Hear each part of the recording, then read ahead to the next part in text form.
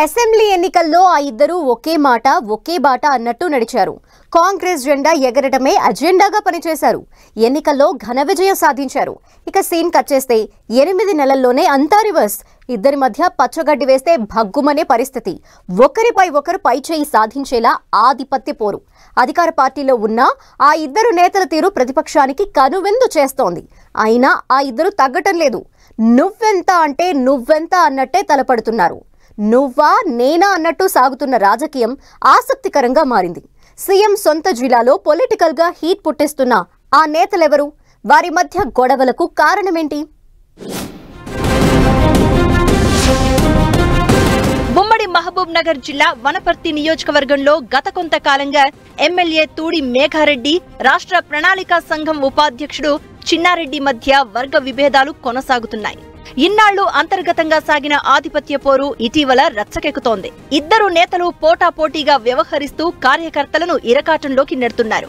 ముఖ్యంగా ఇతర పార్టీల నుంచి కార్యకర్తలను చేర్చుకునేందుకు ఇద్దరు పోటీ పడుతున్నారు.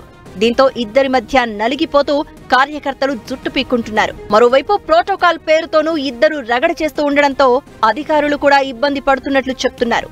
ఆయనను కాదని ఈయన, ఈయనను కాదని ఆయన ప్రారంభోత్సవాలు, శంకుస్థాపనలు చేస్తూ ఉండడం వివాదాలకు కారణమవుతోంది.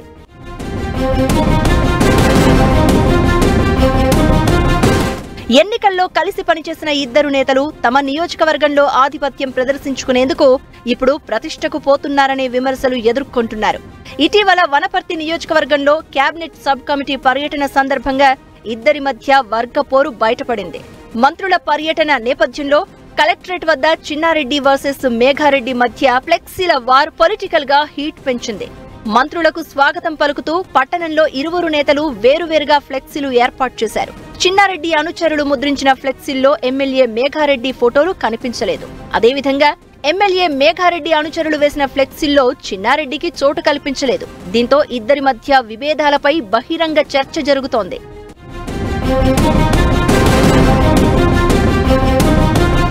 హెలిప్యాడ్ వద్ద మంత్రులకు స్వాగతం పలికే సందర్భంలోనూ హై డ్రామా కనిపించింది. ఎవరి అనుచరులతో వారు వేర్వేరుగా మంత్రులకు స్వాగతం పలికేలా ఏర్పాట్లు చేసుకున్నారు.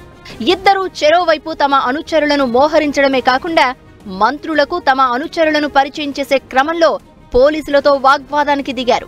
వాస్తవానికి ఈ ఇద్దరి మధ్య అసెంబ్లీ ఎన్నికల సమయంలోనే విభేదాలు ఉండేవి.